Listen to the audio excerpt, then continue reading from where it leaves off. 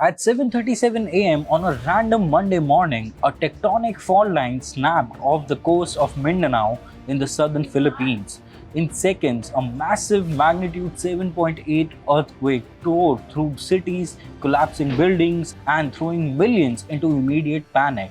But the true danger wasn't just beneath the ground, it was what the earth did to the sea.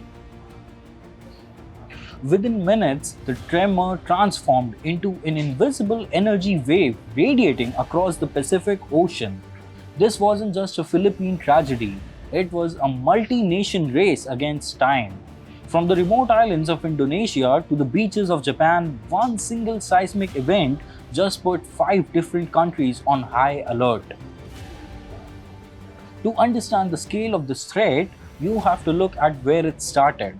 The epicenter hit just 33 kilometers deep right in the treacherous Catabato Trench. In the nearby hub of General Santos City, a massive three-story fast food restaurant collapsed into a pile of dust. Over 100 school children fainted or were bruised during chaotic morning assemblies on what was supposed to be their first day back to school.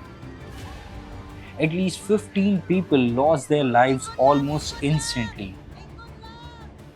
But as President Ferdinand Marcos Jr. took to the airwaves with a stark warning, move to higher ground now, do not wait. The clock began ticking for the rest of Asia. Tsunami warning systems across the region lit up. Nature doesn't recognize international borders. Over 400 kilometers away in the Indian Ocean, in the Indonesian city of Manado, the ground shook violently. Soon after, a near 1 meter tsunami wave hit the coast of North Sulawesi. In the remote Sangihe Island, sitting directly in the path of the energy surge, coastal residents didn't wait for the sirens. Whole communities grabbed what they could carry and fled into the hills to escape the rising tide. Meanwhile, across the Sulu Sea, the Malaysian Meteorological Department sounded the alarm for the state of Sabah on Borneo Island. For a region tightly interconnected by maritime trade and fishing, a localized disaster in Mindanao instantly became a national security crisis for its neighbors. The ripples traveled even further. Thousands of miles to the north, Japan's meteorological agency immediately issued tsunami advisories for its southern outlying islands. Ferries were abruptly halted and beaches were locked down as a precaution. While the observed waves there remained under 20 centimeters, the threat was treated with absolute gravity. Even Australia initially triggered monitoring alerts for its northern coastlines. This is the reality of living on the Pacific Ring of Fire.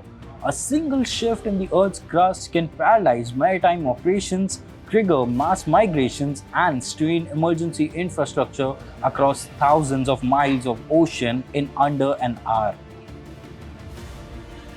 By afternoon, the immediate tsunami warnings began to recede, allowing thousands of evacuees across Asia to finally breathe a sigh of relief. But the scars left behind in Mindanao are a reminder of how vulnerable our interconnected world truly is. The ocean has calmed for now, but the Pacific Ring has sent a clear message. When the earth shakes in one corner of Asia, the entire continent feels the shockwave.